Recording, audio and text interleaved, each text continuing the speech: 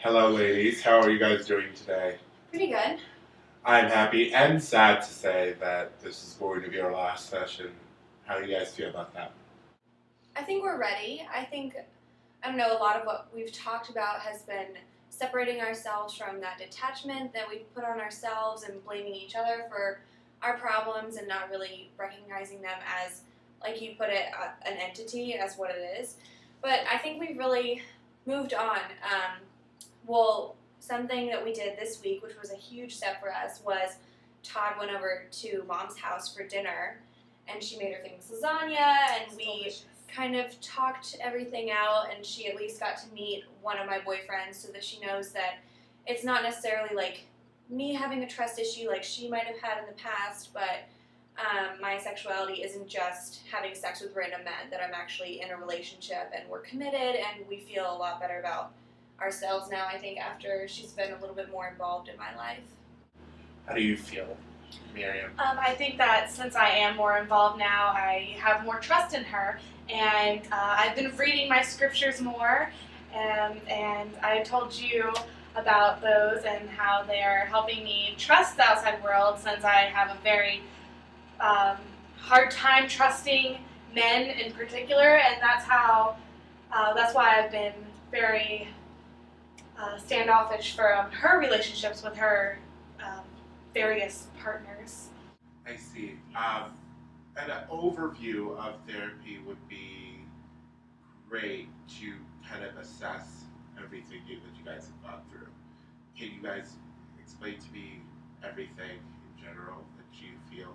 Well, I think like one huge thing that we were missing in the past was that emotional stability that we had, because like we've talked about in the past, I had an abortion when I was 15, and it was a huge problem because I was so open with my sexuality so early, and then I was worried because Mom is such a strong Christian and her spirituality means so much to her, and I thought that she would actually be opposed to talking about something as serious as an abortion with me.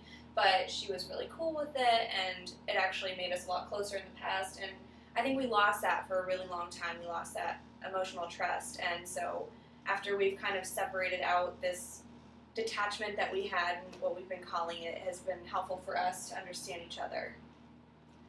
As for you, Miriam?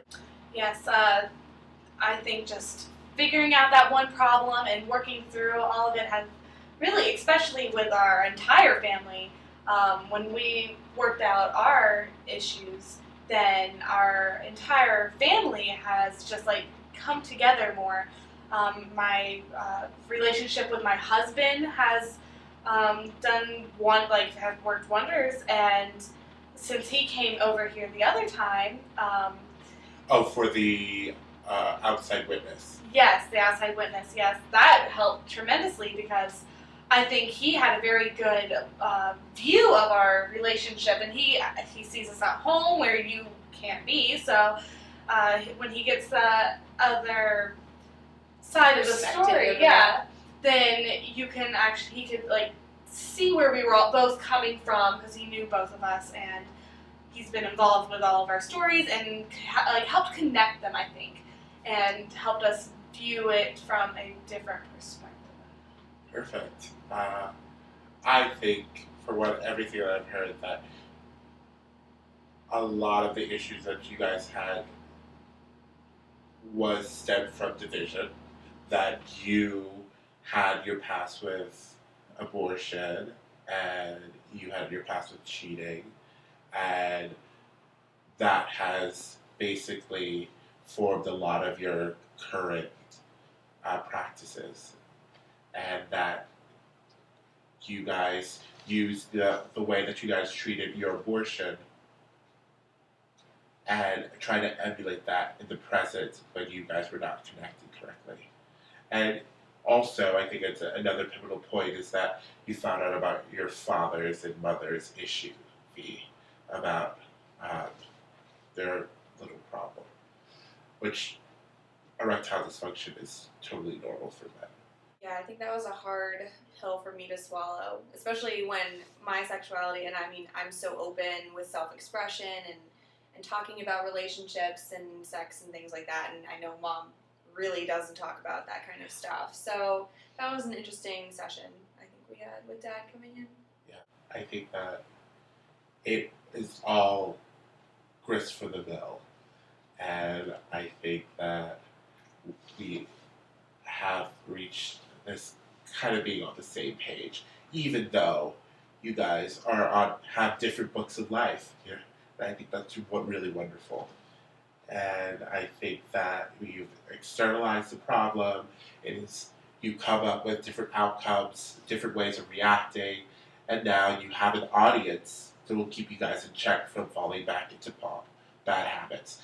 So, without further ado, I'm going to read my last letter to you guys. I know that you guys are probably sick about my letters because, you know, the first one you guys didn't really take very well. But I think that you see that it's just a part of the therapeutic process. Dear Miriam and Vivian, when you first came to therapy, your relationship was rather dysfunctional and was plagued with division. Throughout therapy, we have solved that the issue is not a factor of your relationship, but an entity of division that is pulling you apart and fed through your differences in values. Now that we've found the separation from division, we have rewritten the outcome of your story, allowing you to move forward as one and into a positive light. I don't know how you guys feel about that, so please explain. It's very accurate for what we've been through, and it really shows that one problem and how we've like really worked towards something better between us. V, how do you feel? I think that's very good that we can describe it as division and how we've separated from it, and now we can just move on and be closer and not worry about something that was, like as you said, plaguing us before. I love how now that you guys really focus on your personality traits, strengths, yours is independence and yours is devotion, and now you guys make room for each other to really display and convey those two very strong personality traits within yourselves, and they complement each other. So, well, I will see you guys in 6 months. I know that's a long time away, but keep it up. If you ever need to call me, please don't hesitate to ask for anything. Thank you guys, and I hope you have a wonderful time. I'll see you in November.